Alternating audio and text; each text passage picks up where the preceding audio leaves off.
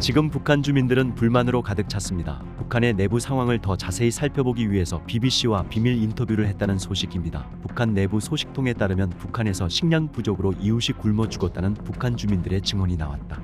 BBC는 14일 한 전문 매체 데일리 NK의 지원으로 평양과 중국 국경 근처 마을 등에 거주하는 일반 주민 3명을 인터뷰했다고 밝혔다. 이들 북한 주민들은 북중 간 국경이 폐쇄된 이후로 굶어 죽거나 법 위반으로 처형당할까 봐 두렵다고 말했다.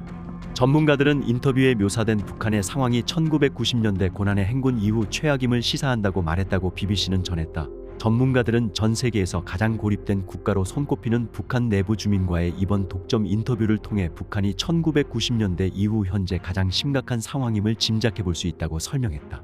지난 2020년 북한 당국은 국경을 봉쇄하며 필수적인 공급마저 끊었다. 게다가 이번 인터뷰에 응한 주민들에 따르면 주민들의 삶에 대한 통제도 더욱 심해졌다고 한다.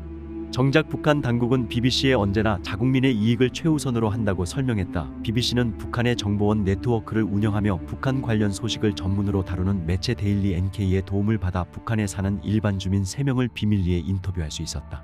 이들 주민 3명은 BBC와의 인터뷰에서 당국의 국경 봉쇄 이후 굶어 죽거나 규칙 위반으로 처형당하거나 둘 중 하나의 운명을 맞게 될 거라며 두렵다고 전했다. 이처럼 현재 북한에 사는 일반 주민들의 이야기를 직접 들을 수 있는 보기 드문 기회였다. 탈북민 지원 단체 리버티 인 노스 코리아의 박석길 국장은 이번 인터뷰를 통해 북한 내부적으로 처참한 비극이 펼쳐지고 있음을 알 수 있다고 평가했다. 먼저 수도 평양에 사는 여성 주민은 BBC와의 인터뷰에서 집에서 아사한 일가족 3명의 이야기를 들려줬다. 지연이라는 이름의 이 여성은 배급받은 물을 가져가라고 지인 집 문을 두드렸는데 아무런 대답이 없었다고 설명했다. 이에 당국이 집 내부로 들어가 보니 모두 사망한 채 발견됐다고 한다.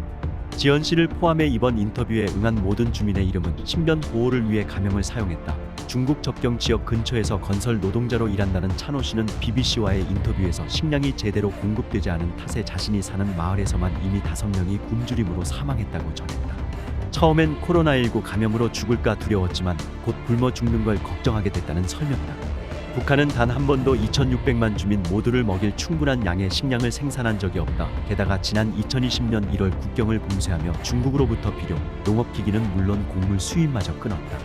아울러 북한 당국은 국경 지역 경계를 강화하는 한편 누구든지 국경을 넘나든다면 사살하라는 명령을 내린 것으로 알려졌다. 이에 따라 주민들이 식량을 밀수해 비공식적인 장마당을 통해 판매하기란 거의 불가능해졌다.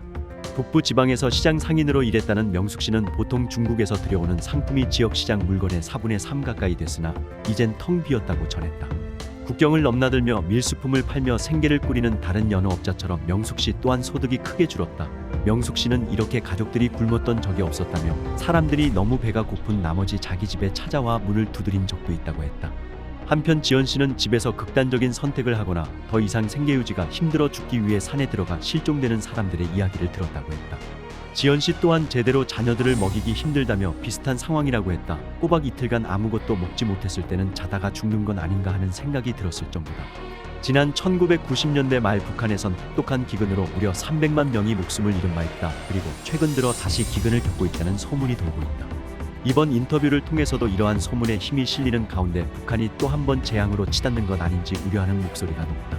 북한 전문 경제학자 피터 워드는 평범한 중산층 시민들 주변에서도 굶주리는 이가 늘어난다는 사실은 매우 우려스럽다면서 아직 사회 전반적인 붕괴 및 집단 기근 사태 등을 논할 단계는 아니지만 분명 상황이 좋지 않아 보이는 건 사실이라고 설명했다. 북한 인권 실태를 조사하는 북한인권정보센터의 송한나 대표 또한 이에 동의했다. 지난 10년부터 15년간 아사자가 발생했다는 소식은 거의 들어본 적이 없습니다. 지금 현 상황은 북한 역사상 가장 혹독했던 시기와 비슷한 듯합니다. 심지어 김정은 또한 부족한 식량을 메우고자 농업 생산 활성화를 위한 여러 시도를 주문하는 한편 공개적으로 식량난을 우려하는 등 이번 사태의 심각성을 시사하는 발언을 내놓기도 했다. 그런데 김정은은 지난해만 해도 탄도 미사일을 무려 63차례나 발사하는 등 핵무기 개발 자금 지원을 우선시하는 모습이다. 심지어 이러한 시험 발사에 총 5억 달러 이상의 비용이 들어갔다는 추정치도 있는데 이는 1년간 북한 내부적으로 부족한 곡물량을 보충하는 데 필요한 예산보다 더 많다. 한편 이번 인터뷰에 응한 주민들은 북한 당국이 최근 3년간 각종 새로운 법안을 통과시키고 처벌 수위를 높이는 등 주민들의 생활도 더욱 철저히 통제하고 있다고 설명했다. 한국 정부의 통계에 따르면 코로나19 팬데믹 이전 압록강을 넘어 중국으로 향하는 탈북민 수는 매년 1000여 명에 달했다. 그러나 명숙 씨는 강가에 가기만 해도 심한 처벌을 받기 때문에 지금은 강을 건너려는 사람이 거의 없다면서 탈북이 거의 불가능하다고 전했다. 찬호 씨 또한 친구의 아들이 최근 몇 차례나 비공개 처형을 목격했다고 털어놨다. 탈북을 시도하다 잡힌 이들이 한 번에 3-4명씩 처형된다는 것이다. 하루하루 사는 게 더 힘들어지고 있다는 찬호 씨는 한 번 잘못된 행동으로 처형당할 수도 있다고 덧붙였다. 우리들은 이곳에서 꼼짝없이 갇혀 죽을 날만 기다리고 있는 셈이죠. 한편 BBC는 조사한 내용을 북한 당국에 보내 문의했으나 돌아오는 답은 우리는 어려운 시기에도 항상 인민의 이익을 우선시한다는 내용이었다. 영국 런던 주재 북한 대사관 대표는 실현과 도전의 상황에서도 언제나 최우선 과제는 인민의 안녕이라고 했다. 그러면서 BBC가 조사한 정보는 반북한 세력이 조작한 증언에서 비롯됐다며 모든 것이 사실은 아니다라고 주장했다. 그러나 박 국장은 이러한 주민 인터뷰를 통해 고통의 삼중고가 잘 드러난다고 설명했다. 식량 상황은 그 어느 때보다도 어려워졌는데 주민들이 스스로 생계를 꾸려갈 자유도 줄어들었으며 북한 탈출도 거의 불가능해졌다는 것이다. 그러면서 박 국장은 이러한 상황을 통해 북한 내부 상황이 그 어느 때보다도 억압적이라는 가설에 힘이 실린다고 덧붙였다. 실제로 지연 씨는 감시와 탄압이 너무 심해진 나머지 이젠 주민들끼리도 서로를 믿지 못하게 됐다고 언급했다. 지연 씨 또한 지난 2020년 12월 통과된 반동사상문화배격법 관련으로 신문받고 연행된 적이 있다고 한다.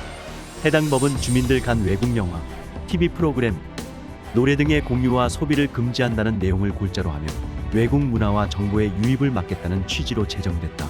이 법에 따라 한국 문화 콘텐츠 유포시 적발될 경우 최고 사형에 이를 수도 있다. 북한 외무성에서 근무하다 2019년 한국으로 망명한 유현우 전 쿠웨이트 주재 북한 대사대리는 심해진 외국 문화 유입 단속에 충격받았다고 전했다. 김정은은 북한 주민들의 의식 변화를 가장 두려워합니다. 외국 유입 영상을 보면서 서방 세계에 대한 환상을 가지고 자신들이 처한 상황의 심각성을 알고 그렇게 불만이 차곡차곡 쌓이면 어느 순간에는 분노가 표출하거든요.